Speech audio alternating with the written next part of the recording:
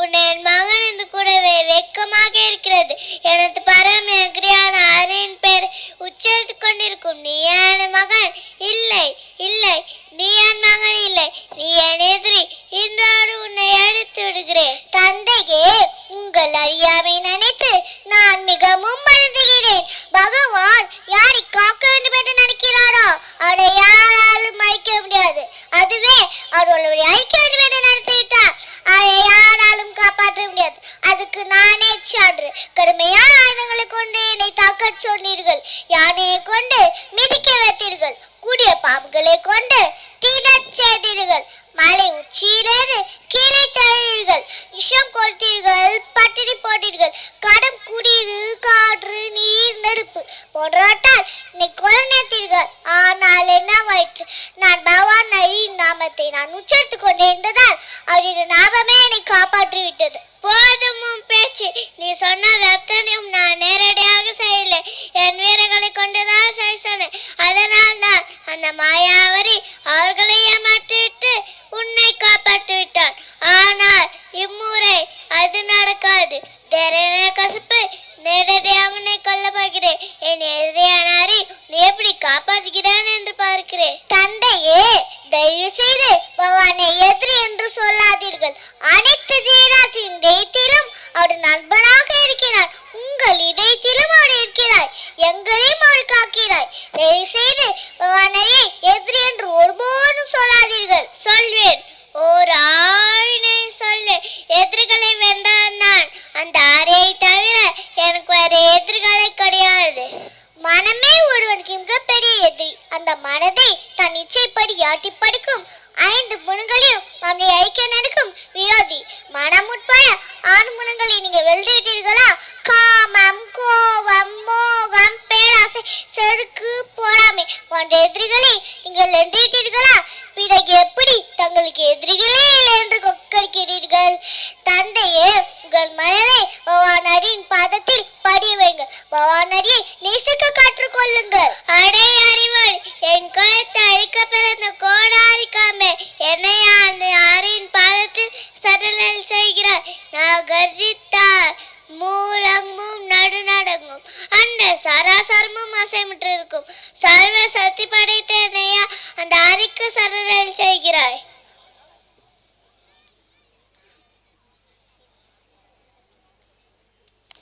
தந்தையே, ஒரு சில சக்திகளே உங்களுக்கு இருக்கலாம்.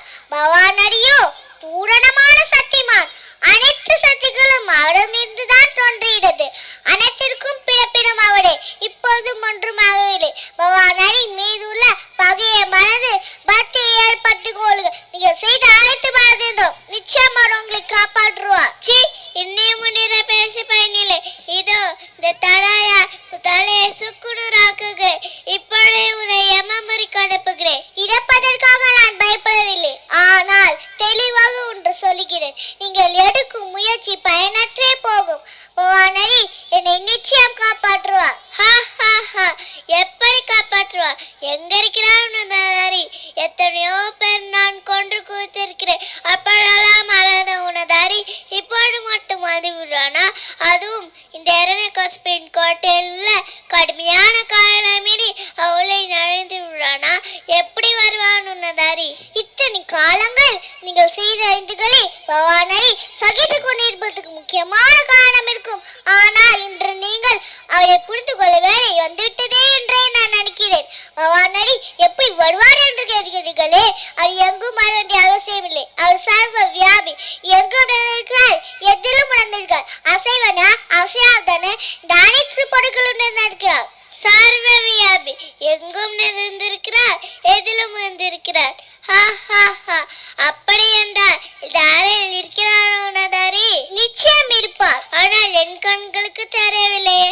பக்தி இல்லாத என் கண்களுக்கு அது தெரிவதில்லை. அதை தரிசிக்க ஆத்மம் தான் பக்தி வேணும்.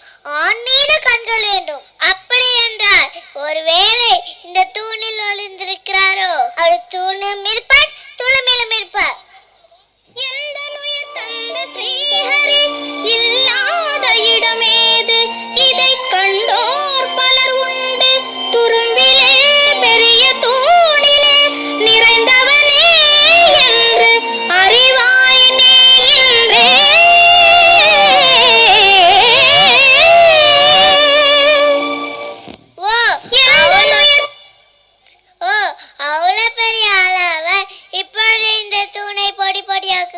அந்த ஹரியின் கதையை இன்றே முடிக்கிறேன்.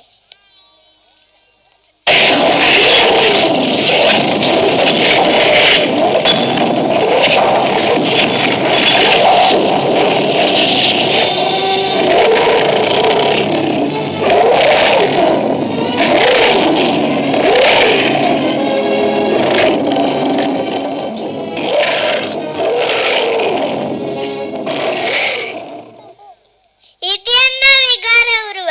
நீயா ஹரி? வாழ்க மகனே வாழ்க. இதுவரை மூலகிலும் தென்படாத விரோதே இன்று உன்மூலம் கண்டு எனக்கு பிள்ளையாக பிறந்ததற்காக உக்கடமையை செய்தாய். ஏய் மாயாவி!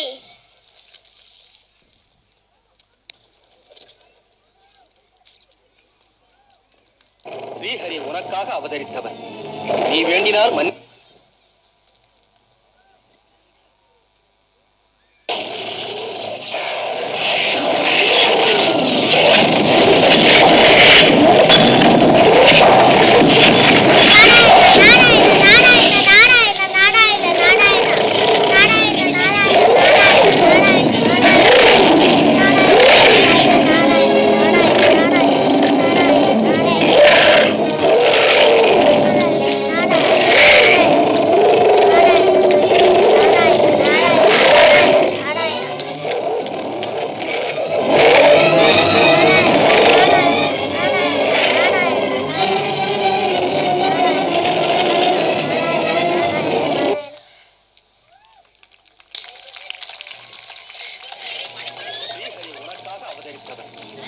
வேண்டினால் மன்னித்து விடுவார்.